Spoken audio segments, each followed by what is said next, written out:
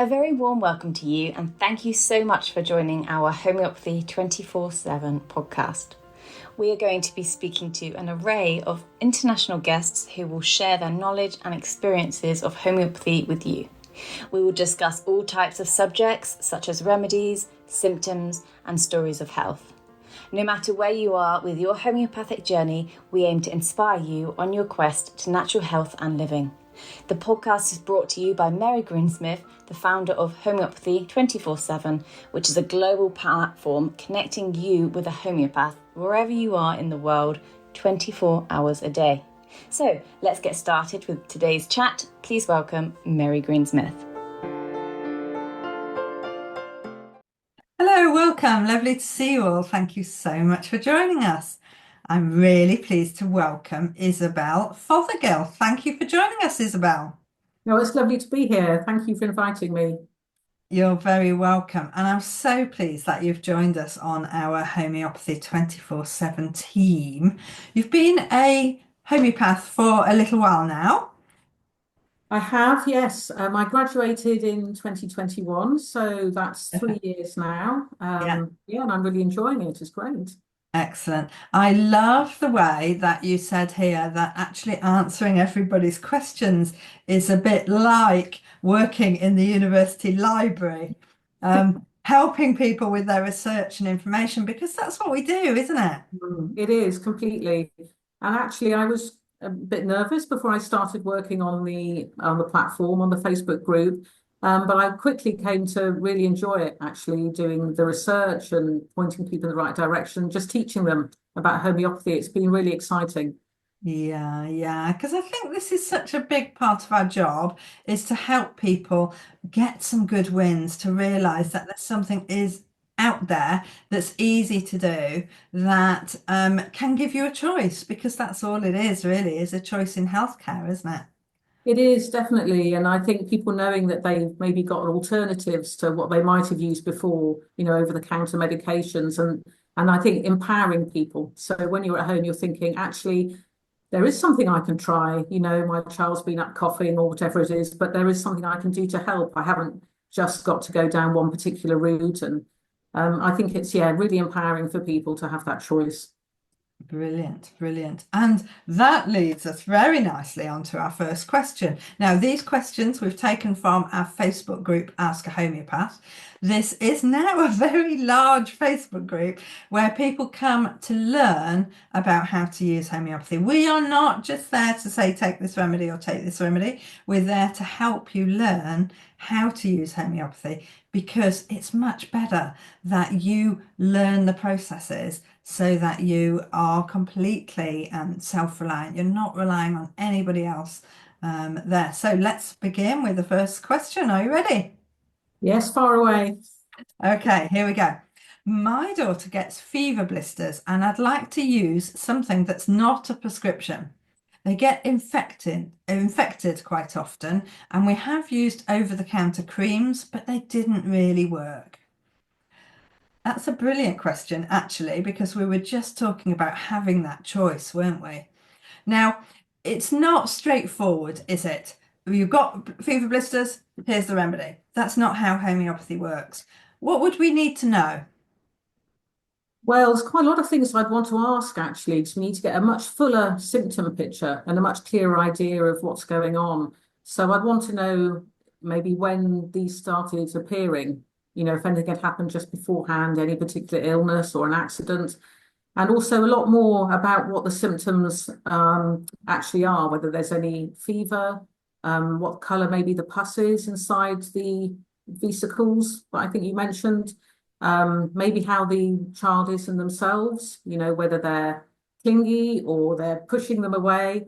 Yeah. So you really get a whole picture of the mental, emotional, and physical symptoms, so that then we can have a good look at which remedy might be the best match, because there could be 12 remedies to treat blisters. So there are lots of questions we need to ask.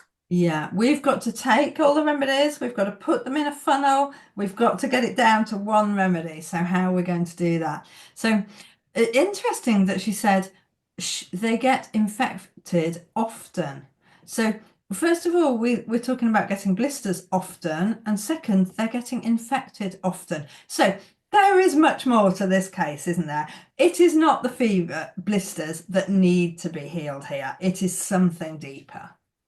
That's right. And that's where we would want to be suggesting that she would want to take her child to a homeopath for a full consultation so that we can really look at all of those symptoms and the full picture of what's going on to get to the root cause of what's made these appear. So quite often people come, don't they, and they're looking for, an acute remedy. They think, oh, I'm going to take something now just to try and get rid of these. Yeah. And maybe that would work for a little bit, but it won't Yeah. have got to the root cause of what's going on. So Yeah. that's really where we want to be telling that person to go. Yeah, because it's quite easy, isn't it? We can say, yes, do you want a remedy for today? Or do you want a remedy that actually means those blisters aren't going to come back? So she's not going to be suffering. In fact, why is she getting continual fevers in the first Yes, place? There are lots of different aspects to this. Yes, we might be able to find a remedy. And you said already that over-counter creams don't really work. They might work for a little while, but there is an underlying cause. And until that underlying cause is addressed, it's gonna keep coming back, keep coming back. So exactly. Yes, we want to be looking at healing the whole person, and a full healing, not just treating the yeah, conditions when they arise acutely, maybe every couple of weeks, which seems to be what's happening here. yeah, and interestingly, homeopathy does work to do this, doesn't it? We do find that our clients, we don't hear from them for months and months. And when you do, you say, well, how's little Johnny? And, well, he's been fine. He's not had that at all since we worked with you. So it is amazing to see because it is a completely different method of healthcare and it works in a completely different way.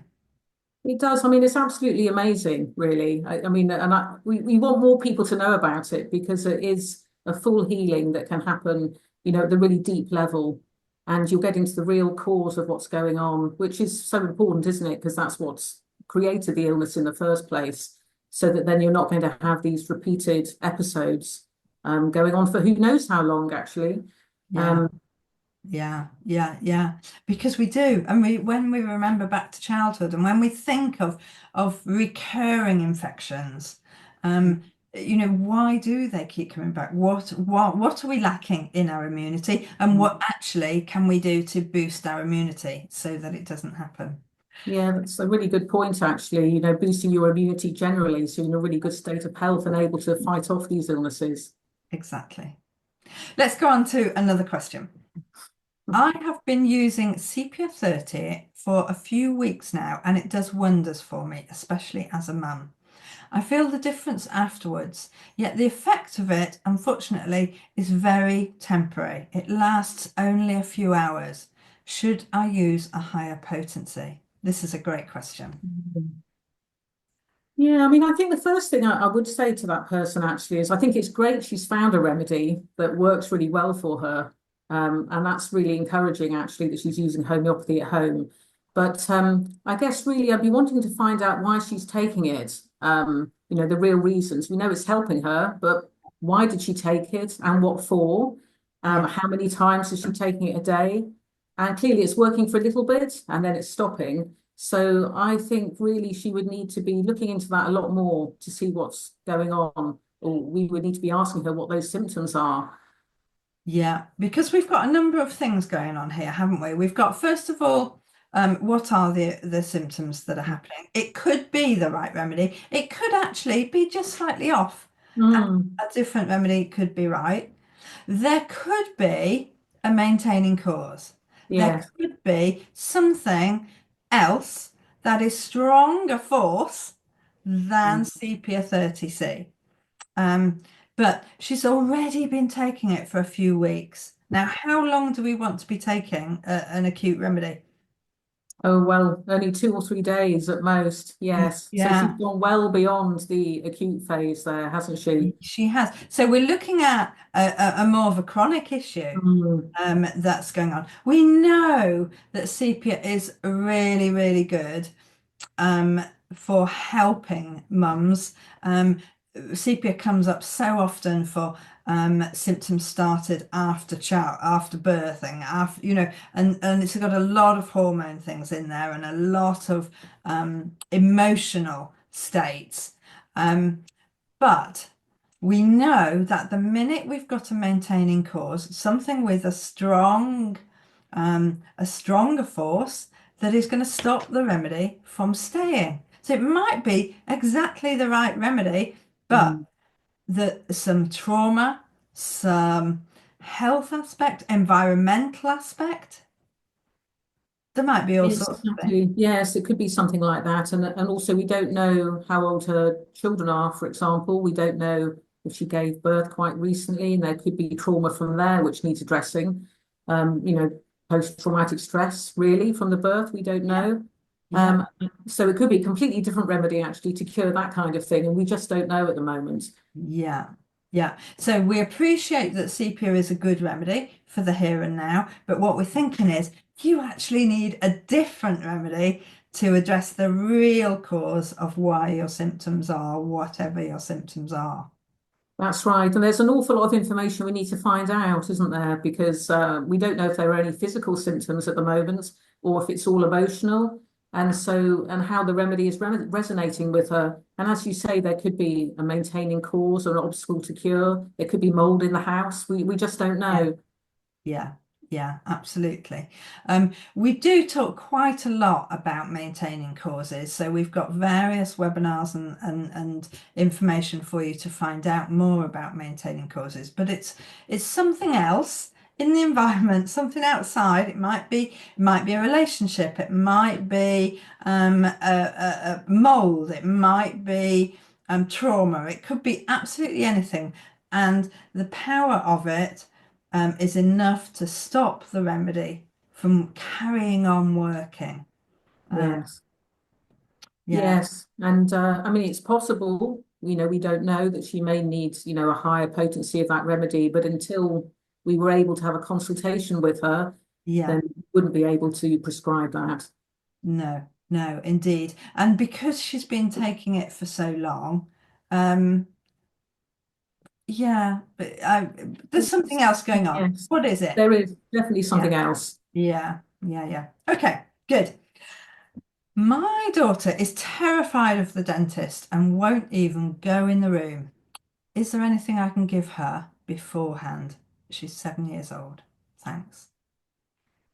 Well, I think that's a lovely question, actually, because homeopathy is great for treating anxiety and lots of fears. That's something we always talk about in the consultation, different fears that people might have.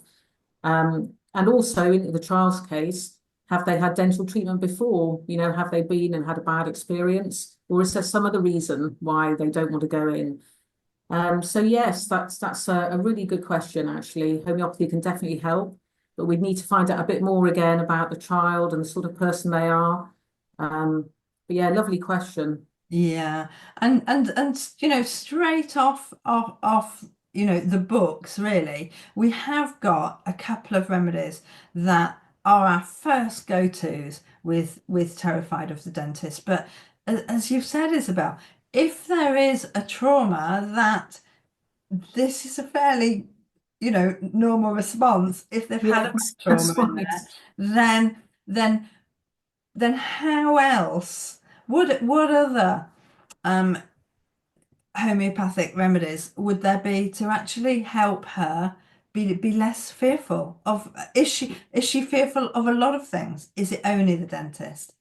Yes, exactly. We don't know if she's generally quite timid and shy, or Yeah, maybe is she scared of heights? Is she able to make friends? We don't know any of those things yet.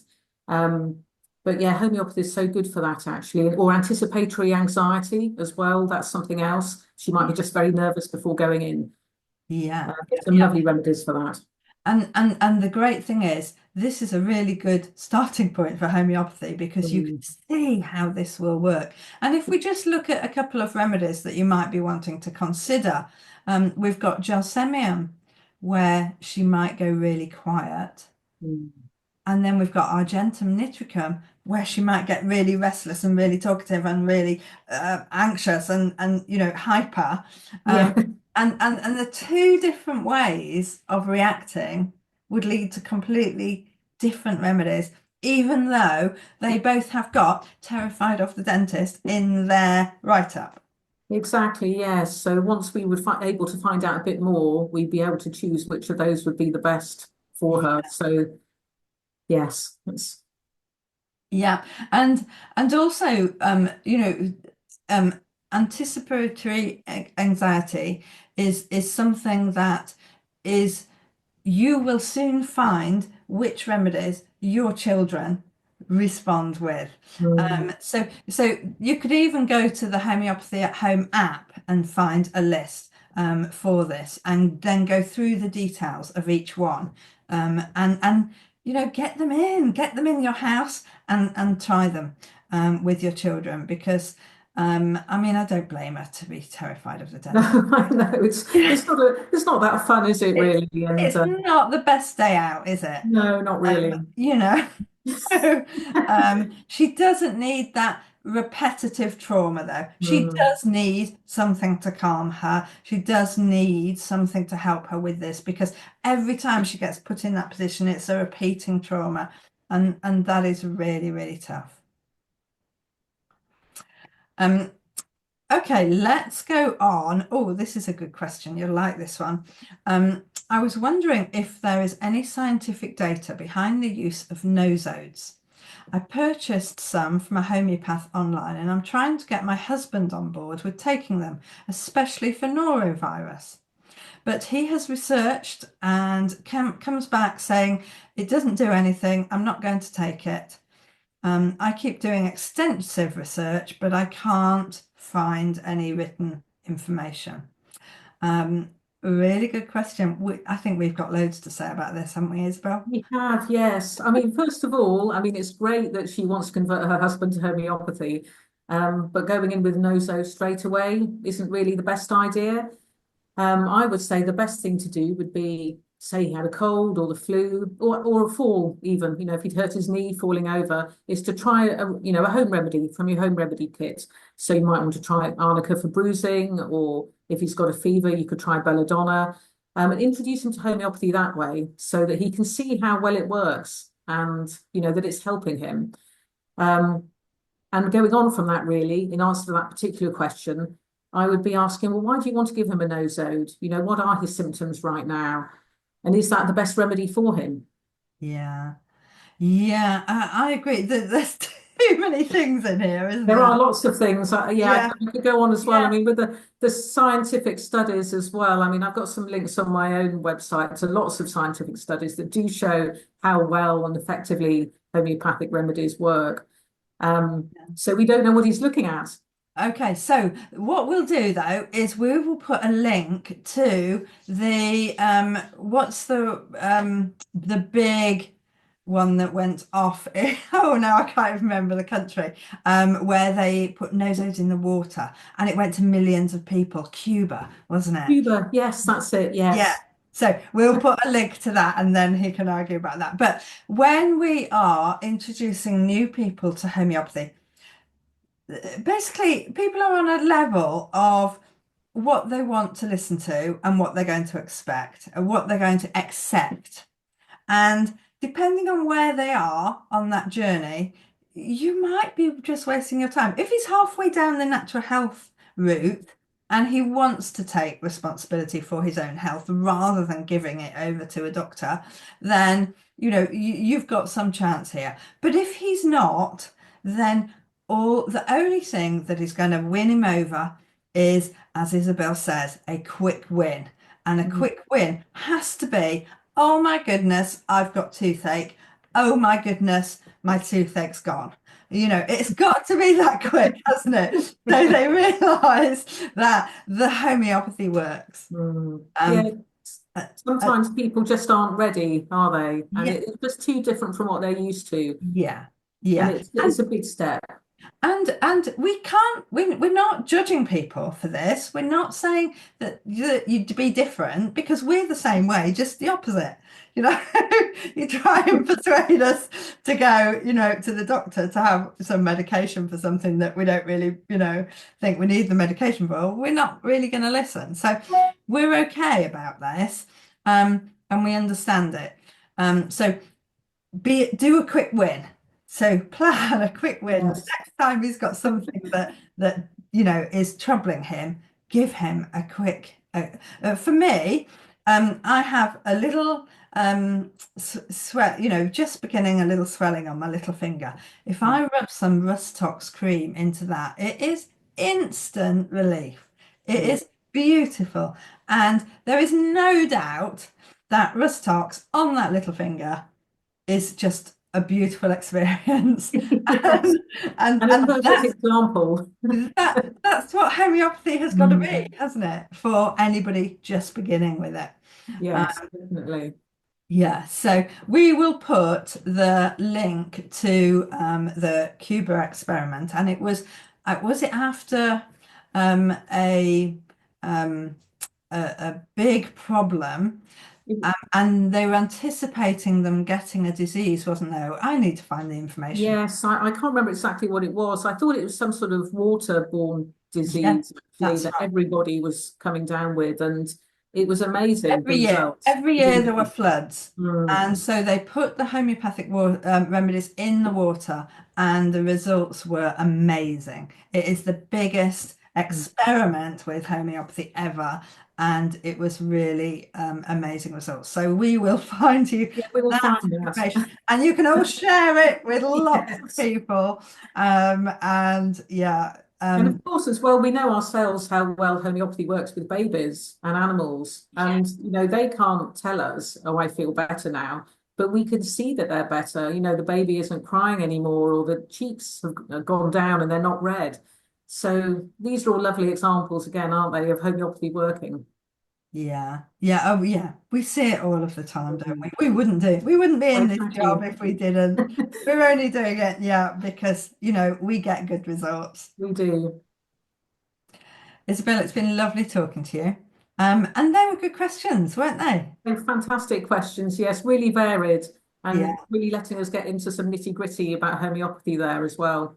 Yeah, because the thing is, when we're just answering them in the groups, it's very difficult to give a good explanation and to say what we think, and to discuss it.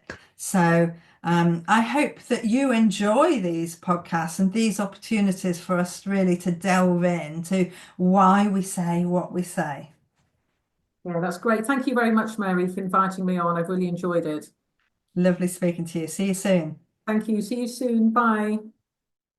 So the information that I was very bad at remembering in this podcast was about the leptospirosis epidemic in part of Cuba, which happened each year with the flooding of the water. And it was 2007, 2008, I think, where they put homeopathic remedies in the water.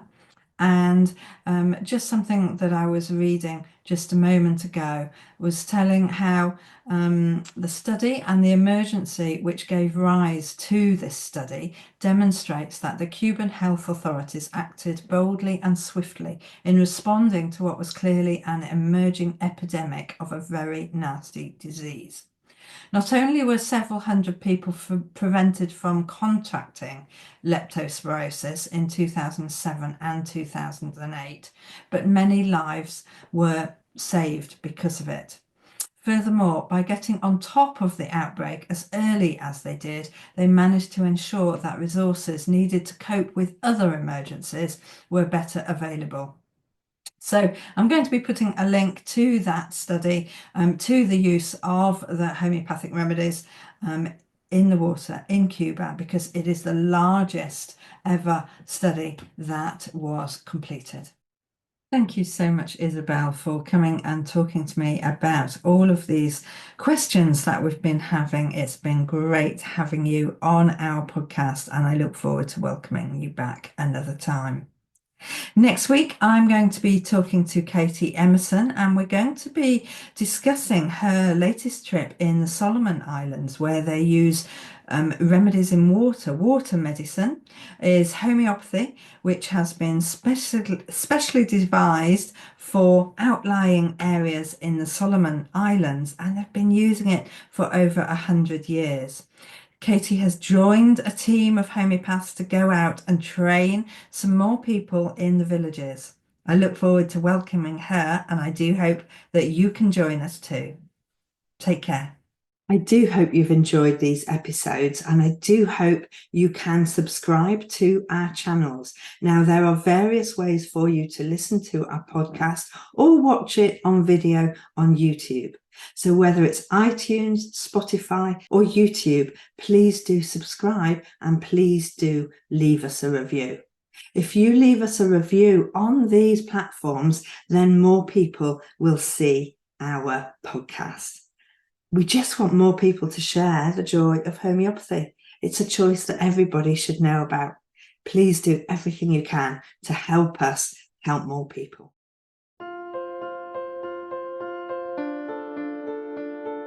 We hope you enjoyed today's episode and look forward to listening to our next one. Please don't forget to follow our podcast on your chosen channel, and please do leave us a review so we can continue to share homeopathy with as many people as possible. If you do have any questions, please do reach out to us on any of our social platforms mentioned in the show notes. We at Homeopathy 24/7 hope to empower you on your natural health journey.